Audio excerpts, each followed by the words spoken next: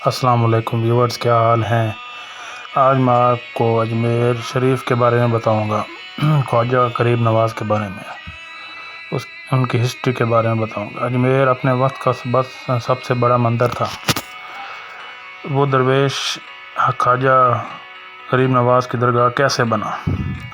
اجمیر کا مندر اس وقت کا راجا رانیوں کے لیے عبادت کی وہ جگہ تھی جہاں وہ عبادت کیا کرتے تھے۔ مندر کے ساتھ ایک ہی تالاب تھا جس کا نام انا ساگر تھا۔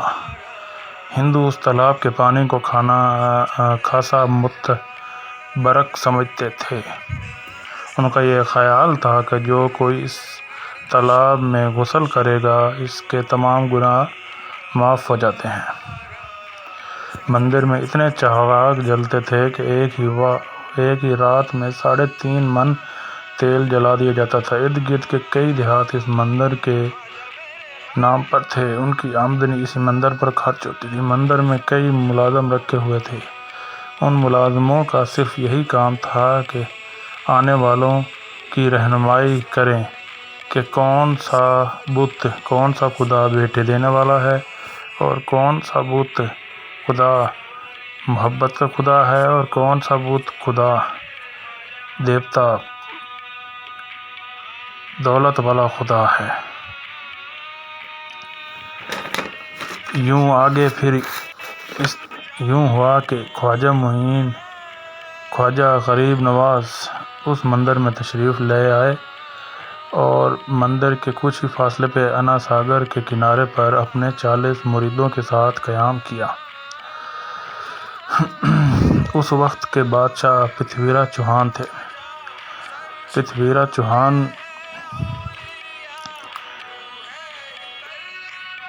بہت ہی طاقتور بادشاہ تھے۔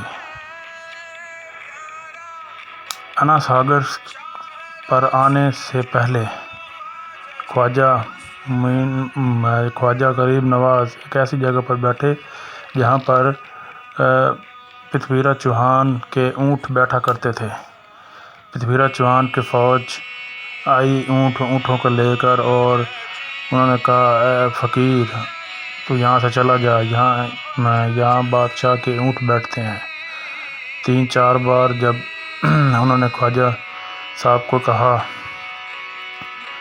تو وہ اٹھ کھڑے ہوئے اور وہاں سے چلتے چلتے انہوں نے کہا کہ یہ اونٹ بیٹھے ہی رہیں گے، اٹھیں گے نہیں، اور چل کے انا ساگر کے کنارے پر آئے اور وہاں قیام کیا۔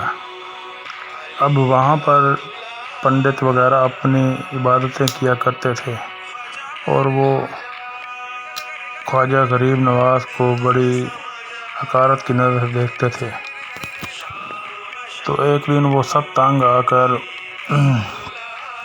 وقت کے بادشاہ پرتھوی راج چوہان کے پاس گئے اور اسے کہا کہ ہم اس ملنگ سے بہت تنگ ہیں۔ تو پرتھوی راج چوہان نے کہا کہ اسے مار کے بھگا دو۔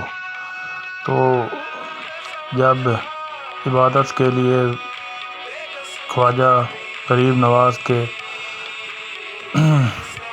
مرید وضو کرنے پانی دریا کے کنارے پر آئے تو سارے پنڈت ڈنڈے اور لاٹھیاں لے کر بیٹھے تھے اور انہوں نے ان پہ حملہ کیا، کسی کے دانت توڑ دیے، کسی کا سر پھوڑ دیا۔ تو وہ سارے خواجہ غریب نواز کے پاس آئے اور انہوں نے کہا کہ یہاں سے چلتے ہیں، اب پنڈت ہمیں مارنے لگ گئے ہیں۔ تو خواجہ غریب نواز ان پنڈتوں سے بات کرنے چلے گئے۔ جیسے ہی آپ گئے تو سب خاموش ہو گیا۔ آپ نے فرمایا کہ یہ پانی کس کا ہے؟ یہ پانی اس خدا کا ہے، پانی اس خدا کی بنائی ہوئی نعمتوں میں سے ایک چیز ہے، اس پہ کسی اکیلے کا حق نہیں ہے۔ تو ان میں سے ایک پنڈت بولا، یہ پانی ہمارا ہے۔ تو خواجہ صاحب نے اپنا لوٹا نکالا اور لوٹے میں پانی کو ڈالا اور کہا، میں اپنے حصے کا لیے جا رہا ہوں۔ یوں ہی خواجہ صاحب نے پانی کا لوٹا بھر کے نکالا اور چلتے بنے تو سارا تالاب خشک ہو گیا اور وہ سارے کے سارے آپ کے قدموں پہ جا گرے اور مسلمان ہو گئے۔ اس واقعے کے بعد پرتھوی راج چوہان اور دل میں اور ڈر پیدا ہو گیا اور اس نے بڑے بڑے عالم بلائے، لیکن سارے مسلمان ہو گئے خواجہ صاحب کے قدموں میں گر کے۔ تو پرتھوی راج چوہان آپ کے مریدوں پہ بہت ظلم کرنے لگا، کیونکہ آپ اپنے مریدوں سے بہت پیار کرتے تھے، تو آپ کو نے کہا کہ آپ پرتھوی راج چوہان سے ان پر ظلم نہ کرے۔ تو پرتھوی راج چوہان نے کہا کہ تم یہاں سے چلے جاؤ، میں ان پہ ظلم نہیں کرتا۔ تو خواجہ صاحب نے کہا، خواجہ غریب نواز نے کہا کہ یہی وجہ ہے تو میں جہاں سے چلا جاتا ہوں، ایک دن مسلمان تمہیں بندی بنائیں گے، تم پہ فتح حاصل کریں گے۔ خواجہ غریب نواز وہاں سے چلے گئے۔